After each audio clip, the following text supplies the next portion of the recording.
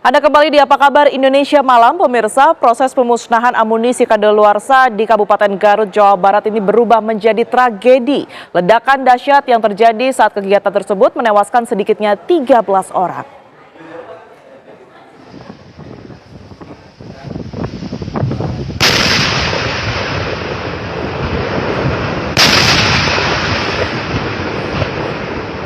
Jauh tuh lemparnya.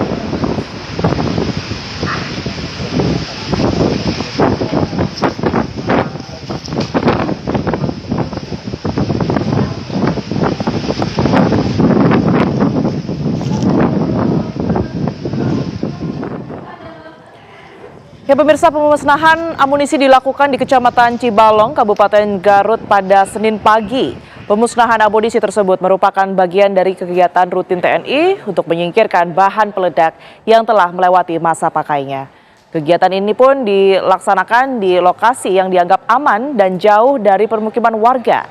Namun insiden tragis tersebut justru mengundang duka mendalam bagi masyarakat sekitar. Kejadian ini menewaskan sekitarnya 13 orang, di mana 4 orang dari unsur TNI dan juga 9 orang lainnya dari warga sekitar. Seluruh korban saat ini sudah berada di rumah sakit.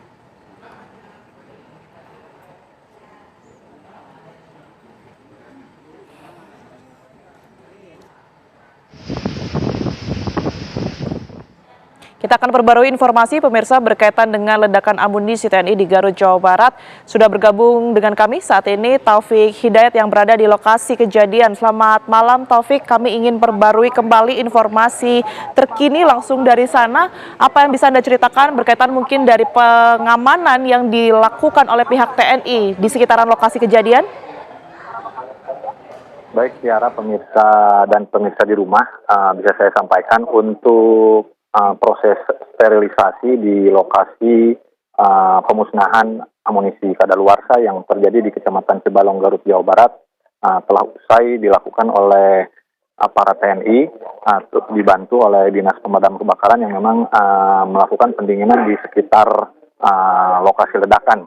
Dan tadi juga seluruh unsur telah meninggalkan lokasi ledakan dan saat ini tengah fokus di Rumah Sakit Umum Pamengpeuk, di mana banyak keluarga korban, kerabat hingga masyarakat lain yang berdatangan untuk mengucapkan bela sungkawa kepada keluarga korban yang saat ini berada di halaman kamar jenazah rumah sakit ini. Dan para keluarga juga masih bertahan hingga malam hari ini, mengingat mereka masih diperlukan untuk pencocokan data, terutama karena memang untuk 9 warga sipil yang menjadi korban ini perlu pencocokan data karena sebagian korban mengalami kerusakan dan sulit diidentifikasi wajah, bahkan ada yang organ tubuhnya hancur.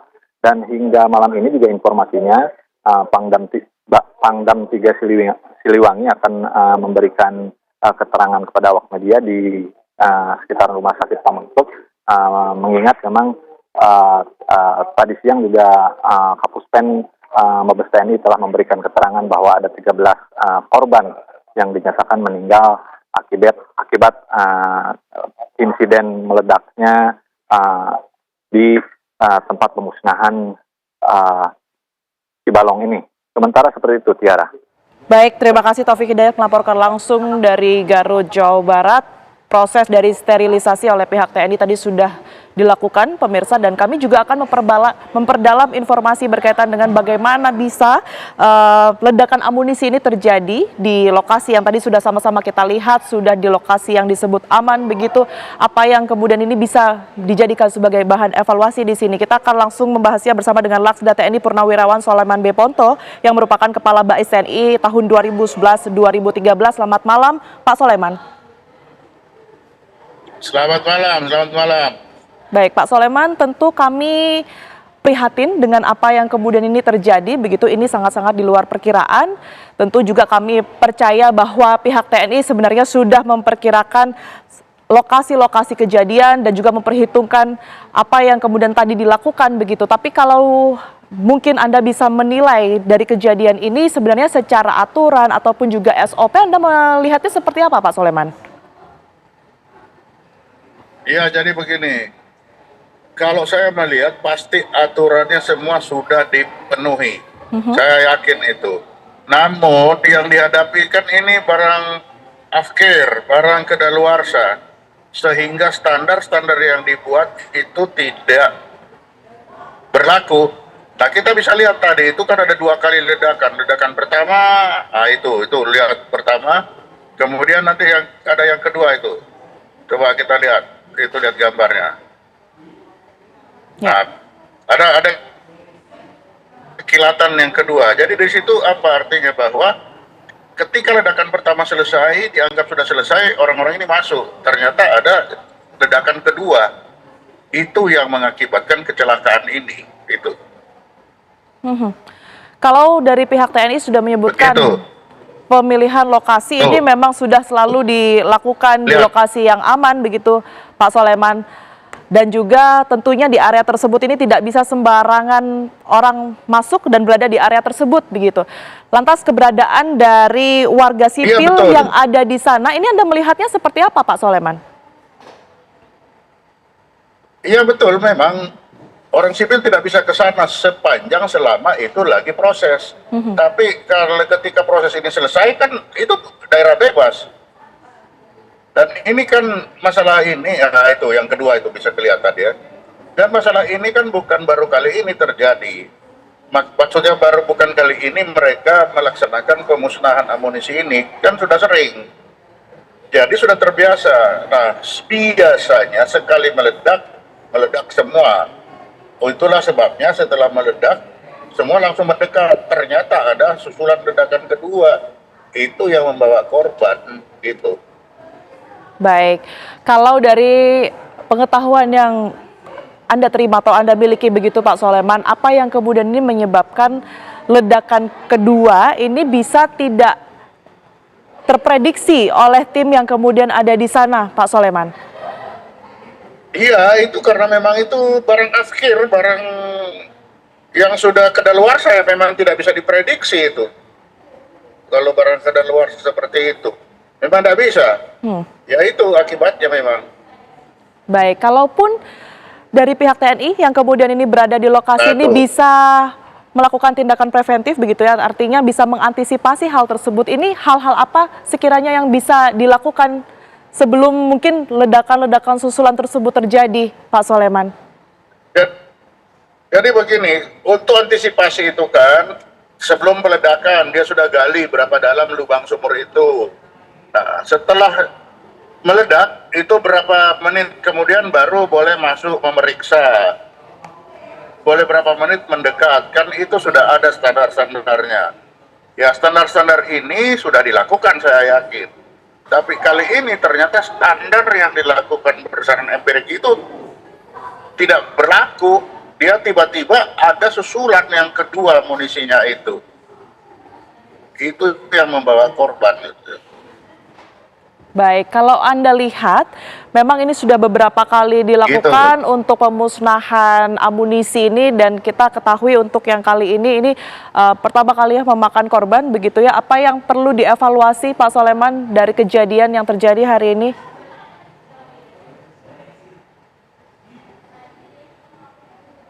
Ya memang perlu dievaluasi kembali apakah daerah aman atau tingkat keamanan itu berapa menit setelah ledakan itu, ya perlu dievaluasi lagi sekarang.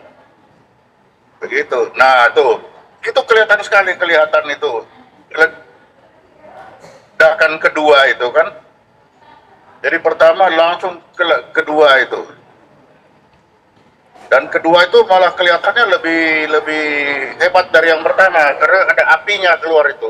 Kalau yang pertama cuma asap ya, tapi yang kedua itu kelihatan ada apinya itu, gitu. Baik, Pak Soleman, mungkin juga bisa dikonfirmasi atau bisa diluruskan begitu ya, informasi yang kami terima ini kan terdiri dari 13 korban, itu 9 dari unsur TNI, kemudian juga 4 lainnya ini adalah dari warga begitu ya, dan 4 ini tergolong sipil begitu ya, seperti yang kita ketahui. Nah, informasinya, mohon maaf kami koreksi, ini 9 sipil dan juga 4 orang unsur TNI. Nah, ini informasinya memang 9 orang sipil ini diperkerjakan Pak di area tersebut. Ini apakah juga sudah sesuai dengan aturan dari pihak TNI atau bagaimana, Pak Soleman? Iya, saya kira itu aturan memang bisa saja kan setelah meledak lah orang-orang sipil ini ingin membersihkan, kan harus dibersihkan itu wilayah itu. Nah, mereka membersihkan, tapi ternyata ada ledakan kedua. Ini ada tentang, nah itu berapa detik itu kelihatan itu ledakan kedua itu kan. Jadi memang mereka biasa itu ada datang untuk pembersihan wilayah, itu ada, itu biasa itu. Gitu. Untuk peledakan tersebut ini sebenarnya amunisi jenis apa saja sih, Pak Soleman?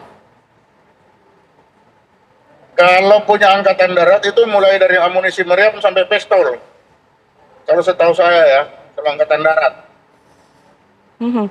Meriam hingga pistol begitu ya. Nah, ini apakah ada Ya, radius sepanjang pengetahuan saya ya. baik dengan alat-alat ataupun juga amunisi tersebut ini apakah ada spesifikasi lokasi tertentu yang kemudian ini dipilih sehingga mungkin bisa dikatakan aman dari jangkauan warga ataupun juga radius-radius tertentu yang sudah ditentukan, Pak Soleman? Iya. Ya, jadi waktu menggali sumur itu mereka sudah tahu berapa jarak dari pemukiman, jarak aman. Penggalian sumur itu sudah aman. Ketika masukkan di sumur, diledakkan dalam sumur itu sudah aman. Yang jadi tidak aman itu ketika orangnya mendekat ketika ledakan kedua itu terjadi, itu kan masalahnya. Dan hal Nah, tersebut itu ledakan pertama, kita lihat 1, 2, 3, 4, 5. Nah, 5 detik kemudian dari ledakan kedua itu. baik, hanya hitungan detik begitu ya Dan antara ledakan pertama dan Jadi juga kelihatannya ledakan kedua setelah yang bisa sama-sama kita lihat di layar kaca ini, di layar kaca televisi Ya, kalau Anda kita pemirsa. ulang-ulang, Dan kita memang bisa lihat itu. baik, tapi memang keterlibatan dari warga Dari sipil ledakan ini pertama, api hitam, lalu muncul lidah api itu yang kedua kan. ya. Jadi saya bisa bayangkan itu korbannya terbakar semua itu. Kejadiannya begitu cepat, tetapi baik. Tetapi artinya memang keterlibatan dari warga sipil ini biasa terjadi ya Pak ya, sekalipun itu hanya untuk membantu proses dari setelah ledakan amunisi ini ya. Membantu pembersihan, ya. Baik. Betul. Baik, terima kasih atas informasi yang sudah diberikan kepada kami di Apa Kabar Indonesia Malam, Pak Laksda TNI Purnawirawan Soleman B. Ponto, Kepala Bais TNI tahun 2011-2013. Sehat selalu, Pak Soleman.